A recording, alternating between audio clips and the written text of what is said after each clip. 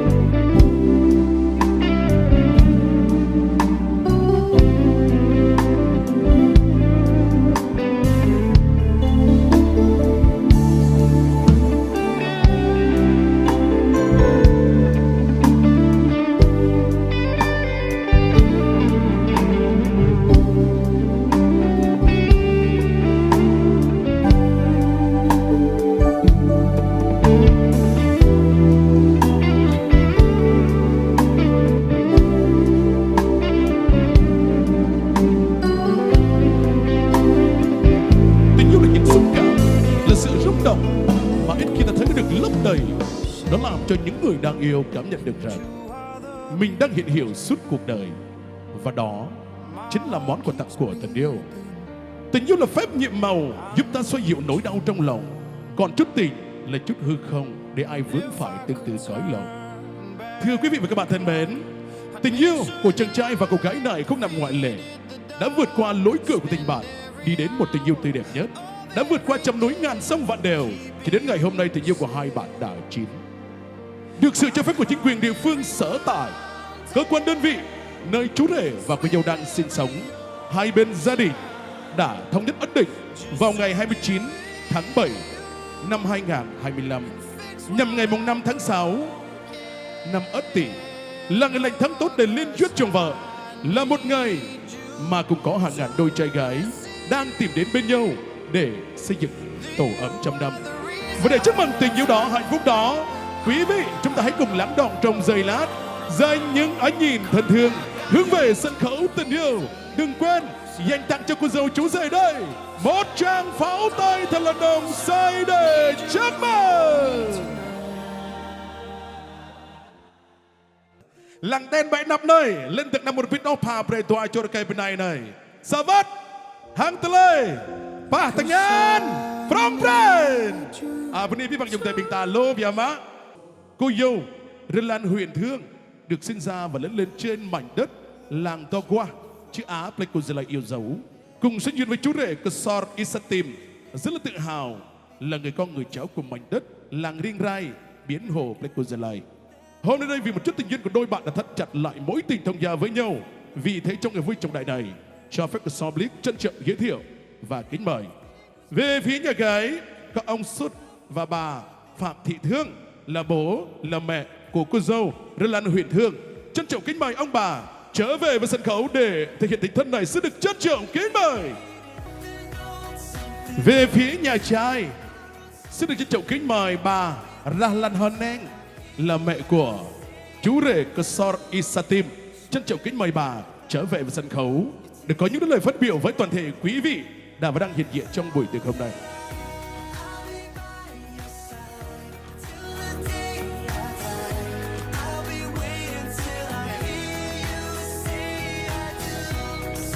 Xin quý vị lần này chúng ta hãy cùng lắng đọng, dành những ánh nhìn thân thương hướng về sân khấu tình yêu. Đừng quên để chúc mừng, vì ngay từ giờ phút này đây họ đã có thêm một thành viên mới trong gia đình. Đó chính là cô dâu hiện chú rể Thảo. Cho phép Ksor Blick là người dẫn chương trình, mạng phép thay lời cho hai bên gia đình. Xin được tuyên bố buổi lễ vu quy mừng hạnh phúc cho cô dâu Rahlan Huyền Thương, chú rể Ksor Isatim xin được phép bắt đầu.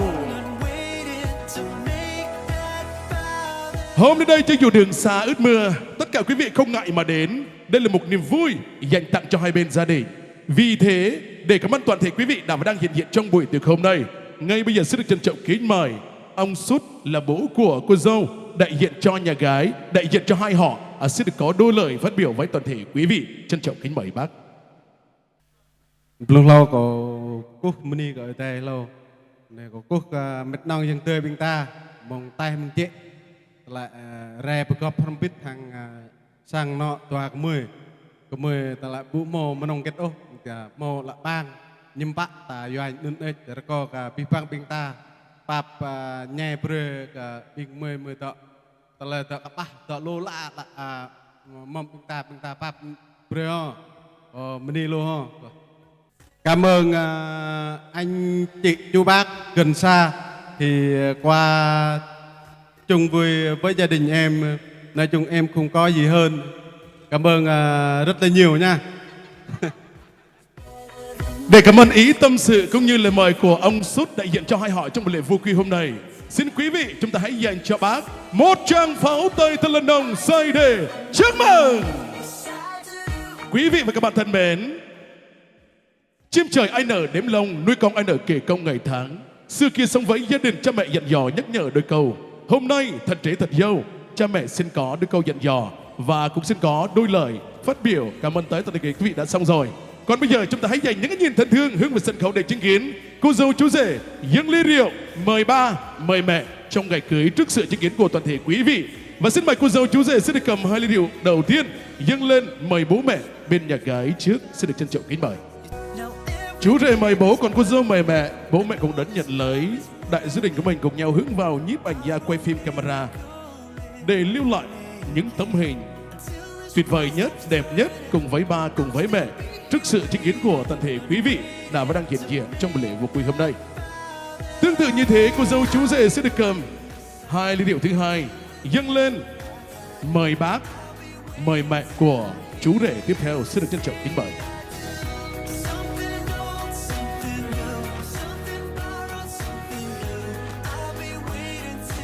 Xin mời các bác tiến lên phía trước một bước, đối diện với nhau, xích gần lại nhau, cùng nhau cùng ly để siết chặt mối tình thông gia này. Ada kau kami ma bingta tok cik jam norai biak, tok cik jam norai biak yang bingta tot ngan juta li. Kacang ha tentang ko yap mongsa kerupuk lau đi ra bingta rambut trong norai. Nào, sẵn sàng bắt đầu. 1, 2, 3. Xin chúc mừng. Ada kau ko đi ra bingta rambut nyum. Bingta nyum ba yami hoài cái nyum ba. Nyum kang ma'ruf nyami. Bingta nyum jong bingta mak tangan haeng norai tu. Rui dekai mak tangan dekai rui benai mak tangan benai. Mong nay kurang nap kain ta jingan sa với. Mak một telai tenap tap telai klek lan krusang nó. Bingta không vào phản norai. Và bây giờ không có gì hơn là người dẫn chương trình xin chúc cho hai bên gia đình luôn luôn siết chặt như keo sơn, gánh nặng đôi bên cùng san sẻ như cây đời đời bền vững xanh tươi. Không có gì hơn, xin mời các bác chúng ta hãy về với những chiếc ghế ngồi danh dự của mình ở phía dưới sẽ được trân trọng kính mời. Cô dâu chú rể đứng sát gần lại nhau. Sau đó tay phải của chú rể ôm vào eo của cô dâu ạ. Tangan gano qua kejap yang penai. Cùng nhau thực hiện nghi thức cắt bánh cưới, cùng nhau chia ngọt sấy bụi suốt cả cuộc đời này. Chúng ta được thấy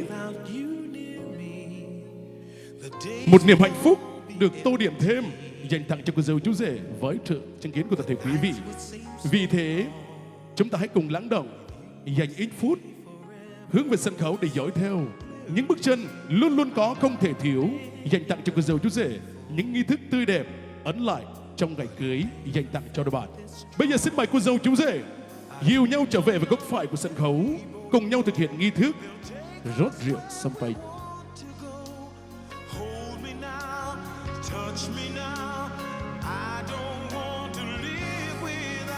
Và bây giờ xin mời tay trái của chú rể ôm vào eo của cô dâu. Đúng rồi, ôm thật chặt vào, ôm như mọi khi đấy. Đừng có ngại và đừng có để cho nó thoát nhá. Một khoảng khắc dễ nhớ khó quên.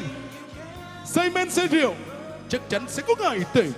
Say tình say nghĩa muôn thuở còn say. Quý vị ơi, chúng ta đến đây rồi để chúc cho tình yêu của đôi bạn say suốt cả cuộc đời này. Vì thế, ai dùng bia hoặc là nước ngọt, chúng ta hãy cùng rót đầy ly của mình. Sau đó uống cạn ly đó là một lời chúc tốt đẹp dành tặng cho cô dâu chú rể trong ngày cưới. Còn bây giờ xin mời cô dâu chú rể trở về với trung tâm sân khấu tình yêu, thực hiện nghi thức đan tay dâu môi ngày cưới. Xin mời hai bạn. 2, 3, 3, 2. Xin chúc mừng. Xin được thay lời cho tất cả quý vị đã và đang hiện diện trong buổi tiệc hôm nay. Kính chúc cô dâu chú rể có một bầu trời sức khỏe, biết cả tình thương. Ngày hôm nay đến rồi, lúc em thức dậy, lòng bỗng thấy xôn xao. Ngày hôm nay, ngày vui nhất trong cuộc đời, ngày em sẽ là một nửa đời anh. Tiếng chuông ngân lên, giờ thiêng liêng đến rồi.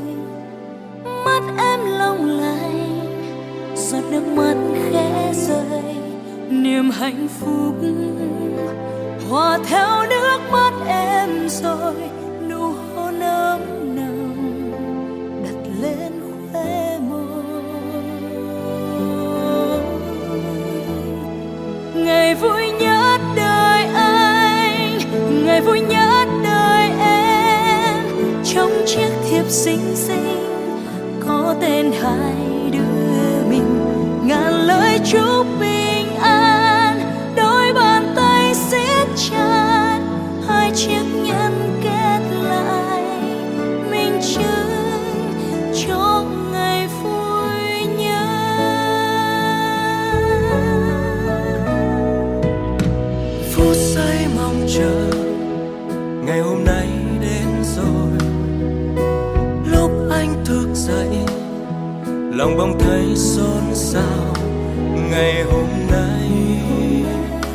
ngày vui nhất trong cuộc đời, ngày em sẽ là một nửa của anh.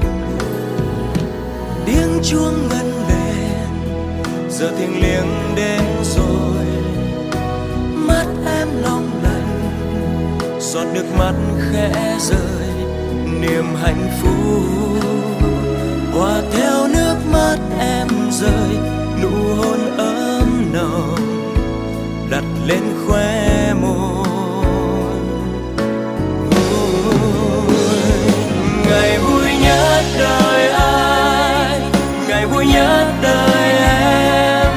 Trong chiếc thiệp xinh xinh có tên hai đứa mình, ngàn lời chúc bình an, đôi bàn tay siết chặt, hai chiếc nhẫn kết lại minh chứng cho ngày vui nhất. Xa xa trong giấc mơ anh vẫn luôn mơ đến ngày vui nhất, và hôm nay bầu trời trong xanh thật nhiều ánh mắt chứng giám. Ngày vui nhất đời anh, ngày vui nhất đời em. Trong chiếc thiệp xinh xinh có tên hai đứa mình, ngàn lời chúc bình an, đôi bàn tay siết chặt, hai chiếc nhẫn kết lại minh chứng cho ngày vui nhất. Hai chiếc nhẫn kết lại minh chứng cho ngày vui nhất.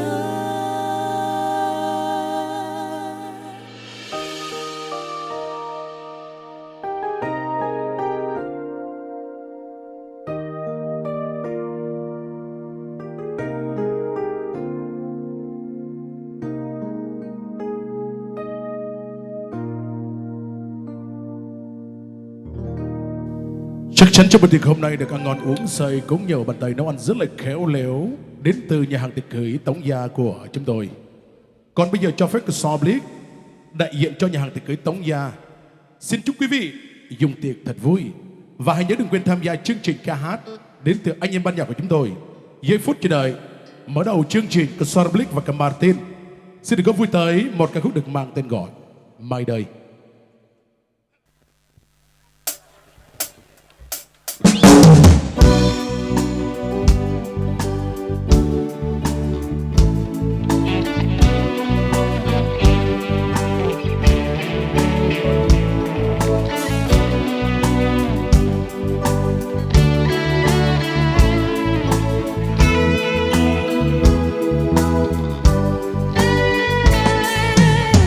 Xin cho tôi quên đi mau bao nỗi buồn đau, quên đi bao kỷ niệm với nhau. Xin cho tôi được yên bình, xin cho bóng hình em đừng đến nữa. Dù tôi vẫn biết rằng lòng tôi không bao giờ quên em. Mai đây mong sao ta sẽ mãi mãi sống trong tình yêu. Xin em và xin em đừng đi. Mai đây và mai sau ta sẽ mãi mãi không rời nhau. Người yêu ơi, ta sẽ yêu nhau suốt đời. Có những phút giây êm đêm cho mối tình ta. Em ơi, bao cơn mộng đã qua. Có những đêm đau âm thầm khi em muốn liệt xa ngày tháng cũ. Người ơi hãy quay về, lòng tôi vẫn đêm ngày chờ mong. Mai đây mong sao ta sẽ mãi mãi sống trong tình yêu. Xin em và xin em đừng đi. Mai đây và mai sau ta sẽ mãi mãi không rời nhau. Người yêu ơi, ta sẽ yêu nhau suốt đời. Dù lớn cất bước đến trong đời,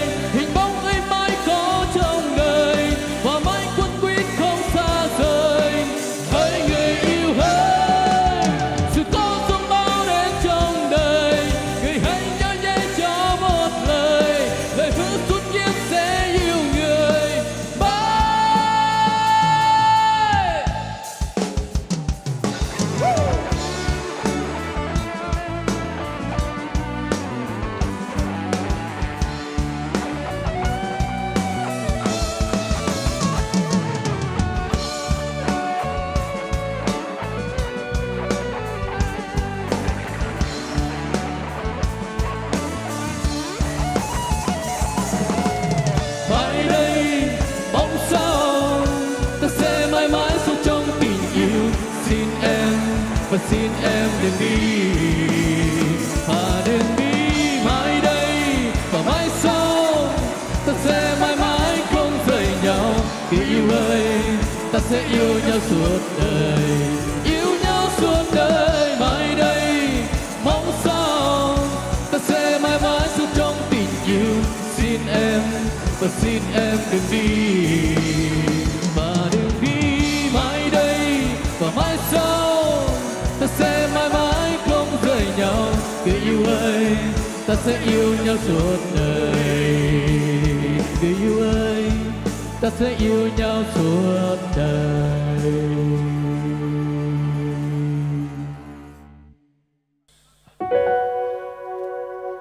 Vâng, để có vui quý vị, xin định với quý vị một ca khúc rất là quen thuộc nhà ngoại của Frank Nha Đam, bản mang tên Everything I Do. Xin vị lắng nghe và thưởng thức.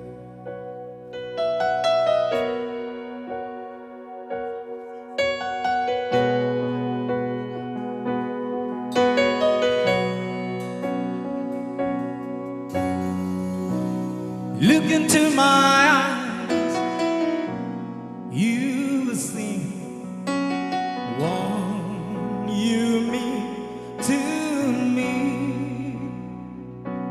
Such a heart, such a soul.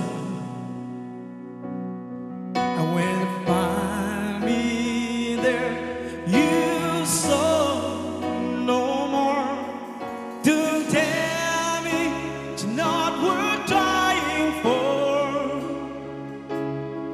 I can't tell me it's not worth dying for. You know the truth. Everything I do it for you.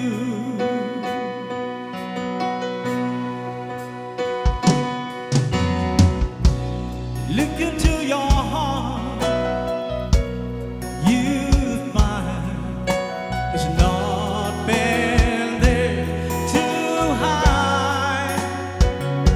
Just take me as I am, takes my life.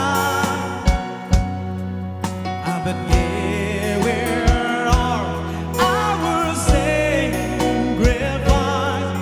Don't tell me it's not worth fighting for. I can't help it, it's not sin I want more. You know it too. Everything I do it for you. Oh yeah.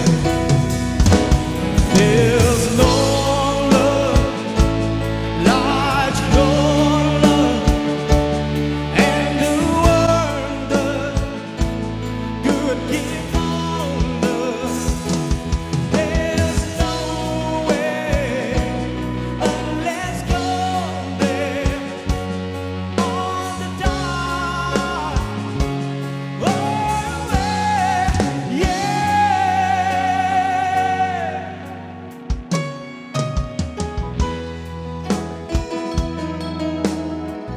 Look into your hearts, baby.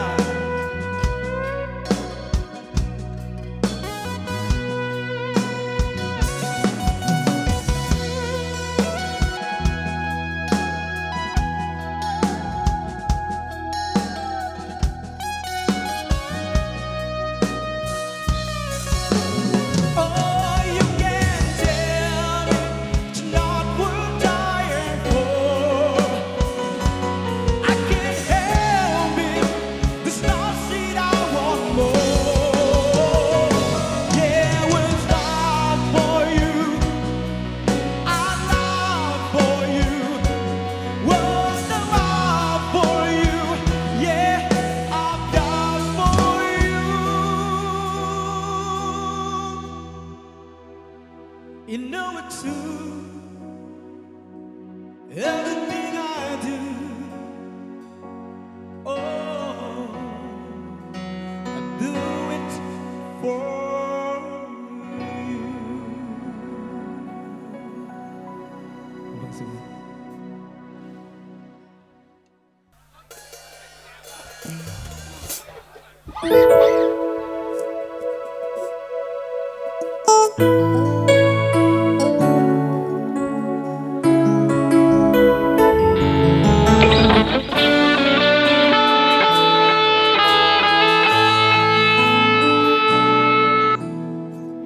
cho anh vì sao em bỗng ra đi. Hãy nói cho anh những điều từ lâu em giấu. Dẫu anh có lỗi lầm, không có em, anh sống sao? Anh dương tan một ngày như đã trôi qua. Giấc mơ xưa giờ này còn đâu anh hỡi. Dẫu tha thứ lỗi lầm, ta vẫn không còn bên nhau. Và bầu trời đêm đang sớm qua sáng, chứng giấc cho cuộc tình anh dành cho.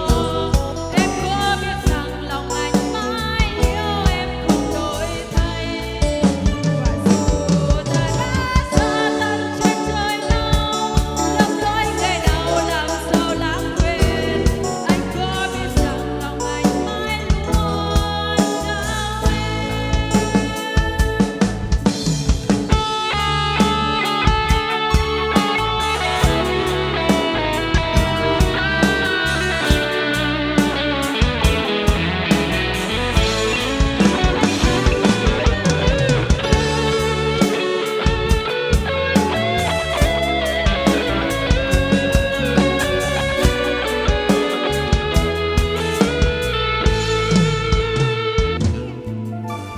anh dương tan một ngày như đã trôi xa. Giấc mơ xưa giờ này còn đâu anh hỡi. Dẫu tha thứ lỗi lầm,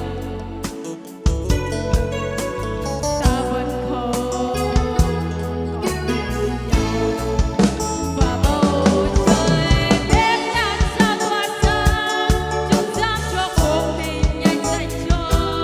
Em có biết rằng lòng anh mãi luôn yêu anh từ xa. Và dù ta đã xa tận trên trời nào, lầm lỗi ngày đầu làm sao lãng quên. Anh có biết rằng lòng em mãi luôn trao anh. Và bầu trời đêm đang xa qua sáng, chứng giấc cho cuộc tình anh dành cho. Em có biết rằng lòng anh mãi yêu em không đổi thay. Và dù ta đã xa tận trên trời nào, lầm lỗi ngày đầu làm sao lãng quên. Anh có biết rằng lòng anh mãi luôn trao em. Anh có biết rằng lòng anh mãi luôn trao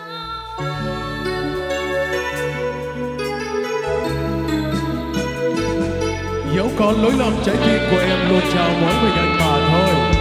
Một câu nói giữ từ tiếng của Hồ Hoài Anh. Cảm ơn lời ca tiếng hát của Mỹ Huyền rất là nhiều. Thế mẹ.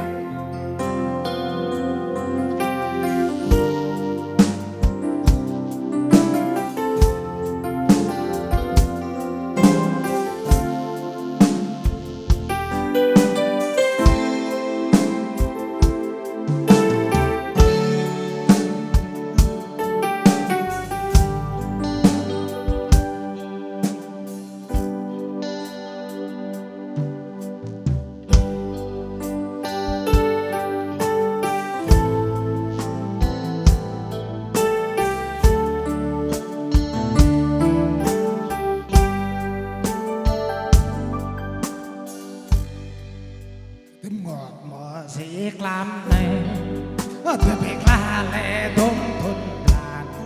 Giờ là nhà mạng tuông đó mà ta, là gặp thế này gặp bụi.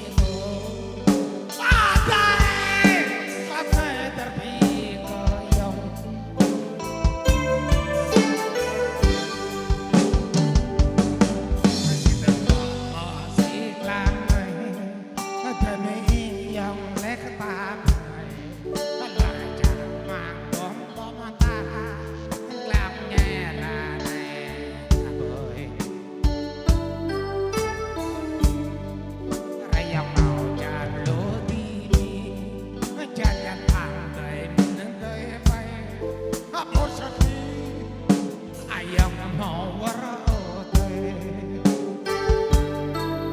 Orchekli ayam mau warate